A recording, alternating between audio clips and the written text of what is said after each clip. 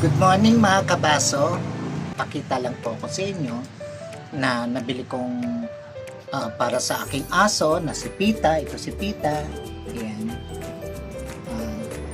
Pumili kasi matagal na yung yung pag pinaliguan mo siya. Mga ilang araw. Isang araw, dalawang araw, mabantot na naman. Kaya lagi may amoy sa katawan, saka nagluluha, saka yung balat niya namumula. Tapos nagkakaroon siya ng dandruff. Ngayon, meron ako nakita na dun sa TikTok, yung booster para sa dog, no? Ngayon, gustong-gusto niya to. Dati noon ayaw niya, pero ngayon gustong-gusto niya. Actually, nakakadalawa na akong ganito kasi nawala na yung odor niya. Yung nangangamoy pala. Kaya ngayon magte-take siya uli ng ating immune booster. Isang ganito lang. Mga 5 ml. Ito po siya. Ayan o.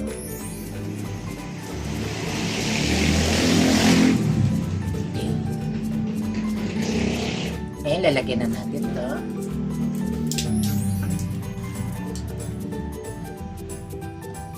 Pasok nila ngayon yan. Pasok ang tuwan-tuwa na.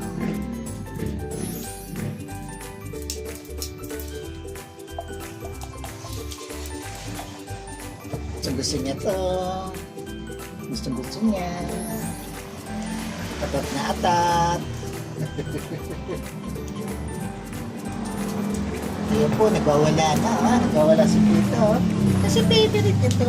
Gusto niya. Ayan. Oh, look. Oh, gusto niya. Ay. Gusto ni Pito yan.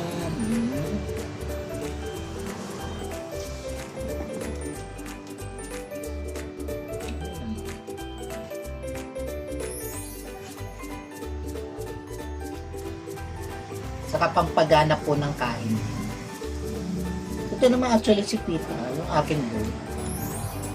Kahit walang vitamins, malakas talaga kumain to.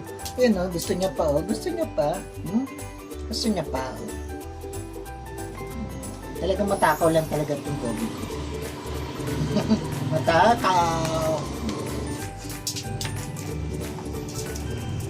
Kaya guys, bili na kayo nito at 100% nakakatulong sa ating mundo.